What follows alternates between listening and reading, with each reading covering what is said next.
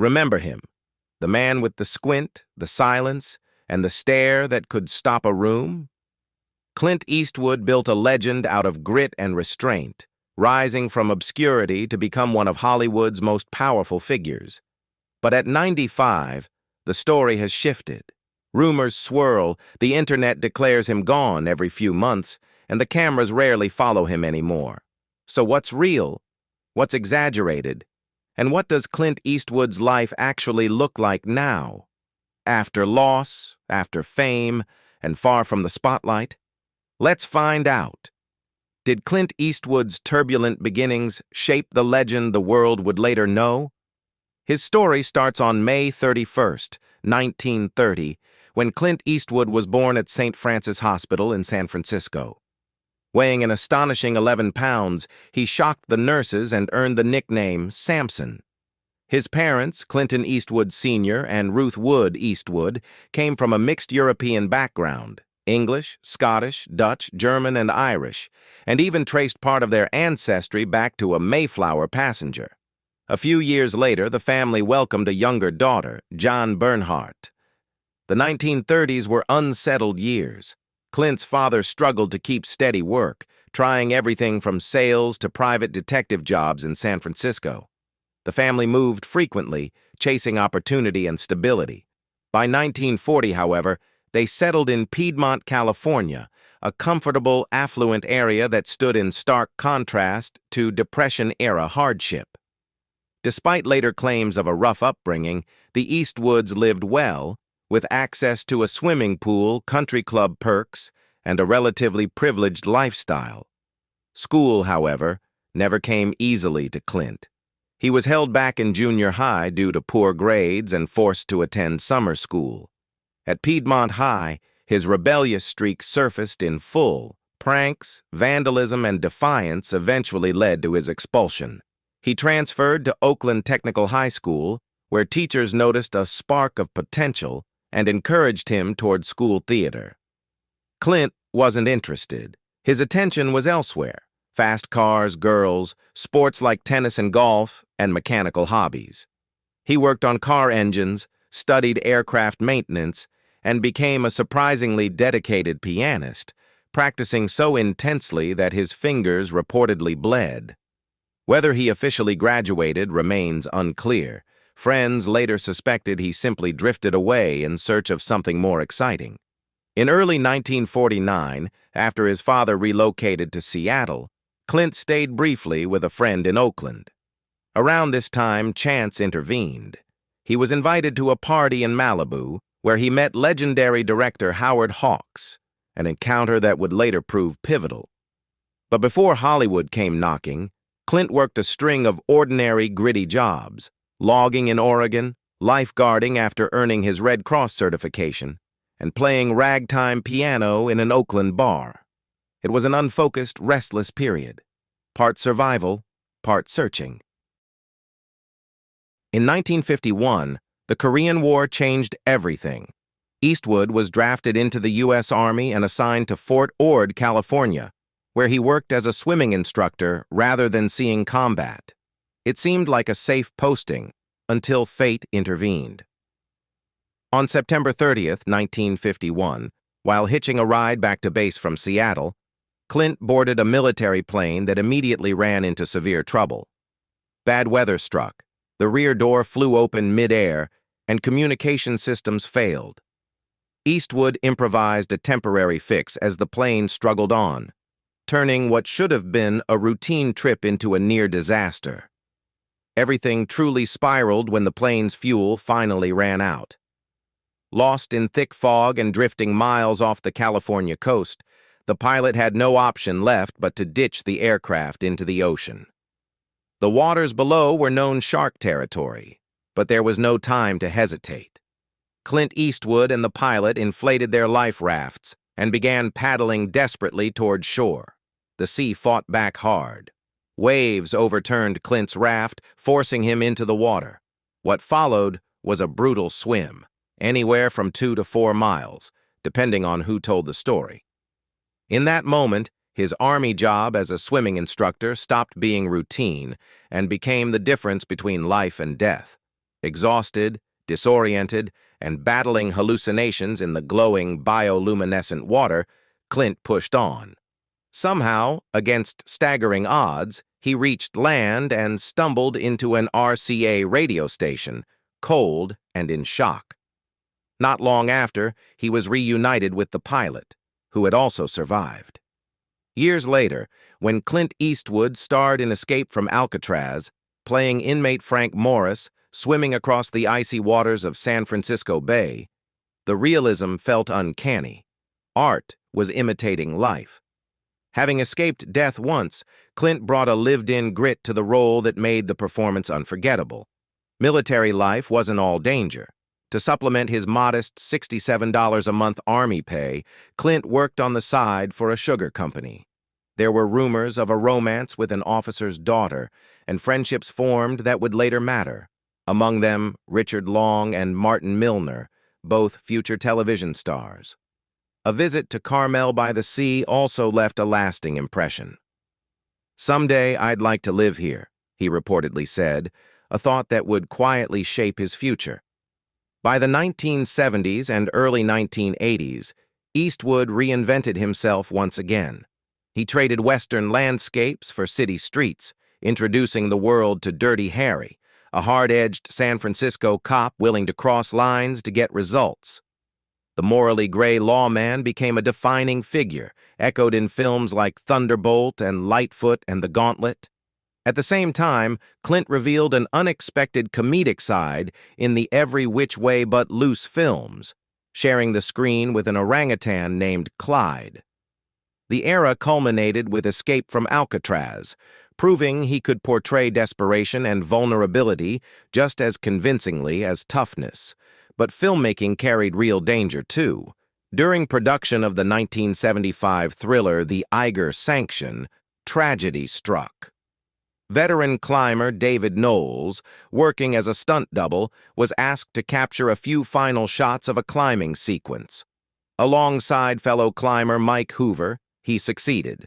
But moments later, an unexpected rock slide sent a massive boulder crashing down. Hoover survived with severe injuries. Knowles did not. One chilling detail made the tragedy even harder to process. The accident unfolded in the exact location where the crew had been filming a similar scene just days earlier. One of the surviving climbers later described the shock of returning by helicopter and seeing reality collide with fiction. The image they had staged for 2 days was now real. David Knowles, hanging lifeless at the end of a rope.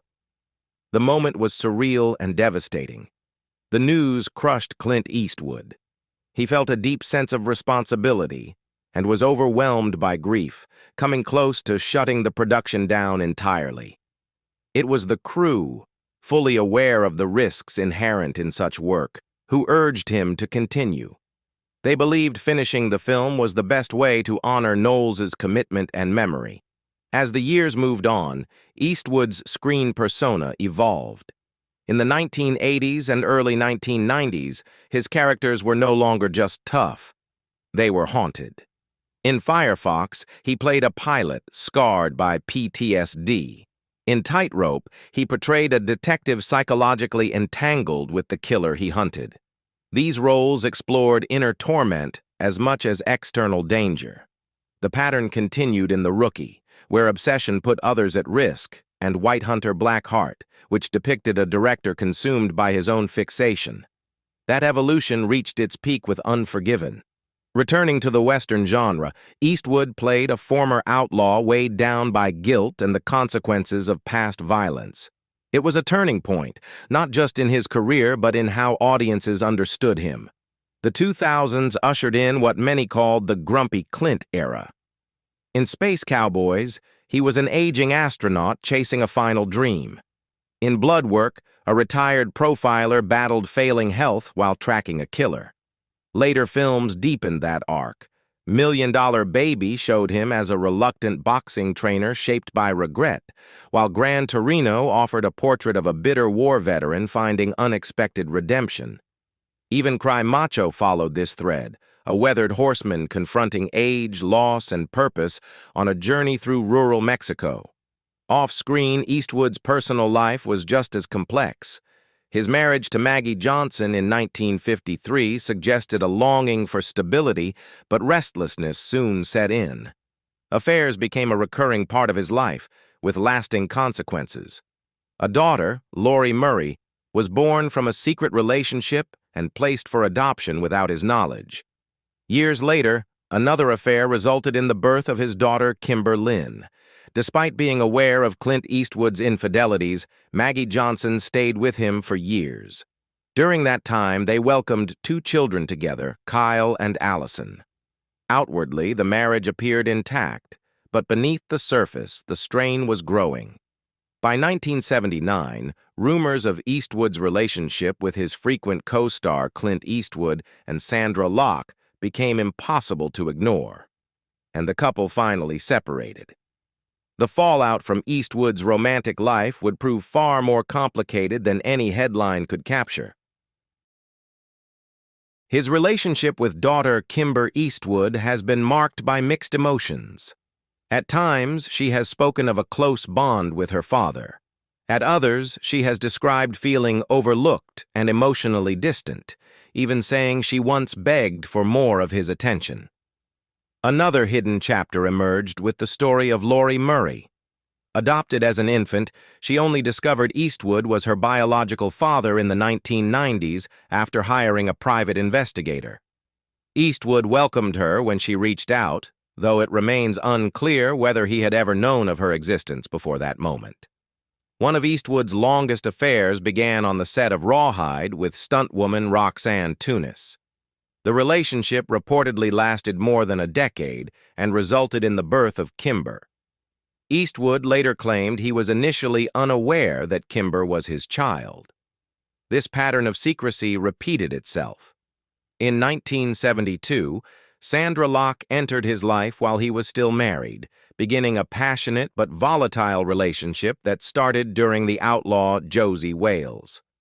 Locke later accused Eastwood of coercion and manipulation, allegations that led to bitter lawsuits after their decade-long relationship ended.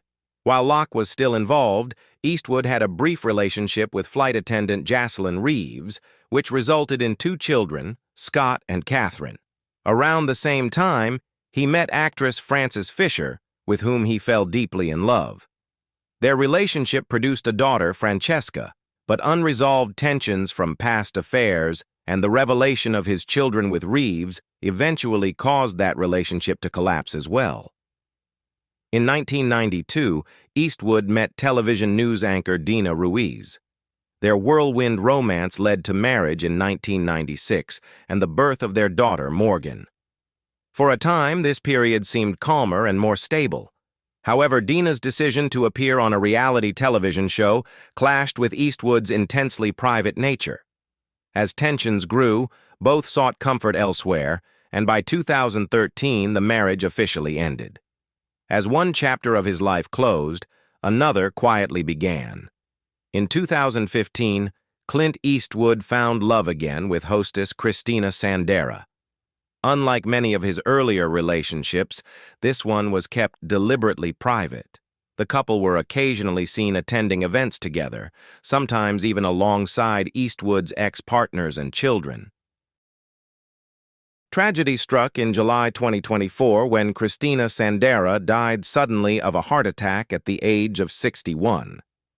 Eastwood, who rarely speaks publicly about his private life, released a brief but heartfelt statement at the time, saying, "Christina was a lovely, caring woman, and I will miss her very much." Her death marked a profound personal loss for the actor-director as he approached a milestone birthday. In the months that followed, Eastwood addressed concerns about his own well-being. After going more than 450 days without a public appearance, concern began to build. His last widely seen outing had been in February 2022 at the AT&T Pebble Beach Pro-Am golf tournament, an event he traditionally attended near his home. His absence from the 2023 tournament, where his son Scott was competing, only intensified the rumors. Those worries were eased when Eastwood made a rare public appearance at a conservation event hosted by Jane Goodall in Carmel by the Sea. He appeared relaxed and upbeat, chatting easily and smiling for photos. Images of the 95-year-old icon showed him looking healthy, with longer hair, a full beard, and a casual but polished style. Health and discipline have long been part of Eastwood's routine. He follows a low-fat, high-protein diet and closely monitors his cholesterol. Habits shaped in part by the early loss of his father to heart disease. That mindset has carried through generations. His son, Scott Eastwood, has often credited Clint as his fitness role model, recalling how his father introduced him to weight training as a teenager and emphasized nutrition over excess. Speaking to the Austrian newspaper Courier ahead of his 95th birthday, he reassured fans that he remained in good physical condition. "There's no reason why a man can't get better with age," he said. "I have much more experience today. Sure, there are directors who lose their touch at a certain age, but I'm not one of them." He added plainly that no one needed to worry about his health for a long time yet. Though Eastwood has kept public appearances to a minimum, his presence in Hollywood has not faded. He remains actively involved behind the camera, most recently directing the courtroom drama Juror No. 2. The film stars Nicholas Hoult as Justin Kemp, a devoted family man selected as a juror in a high-profile murder trial, only to find himself facing a devastating moral dilemma, one that could determine whether an accused man is convicted or set free. At the film's premiere during the AFI Film Festival on October 27th, Hoult spoke candidly about working with Eastwood. He admitted he was truly shocked to be cast and described the experience with deep admiration. "He is cinema in many ways," Hoult said. "As an actor, the performances he's given, the films he's directed, it's just magic to be on set with him and to learn from him. I feel very, very lucky." Whether he's acting, directing, or simply spending an afternoon among fellow conservationists, it's clear that Clint Eastwood refuses to let age define who he is, or what he's still capable of doing.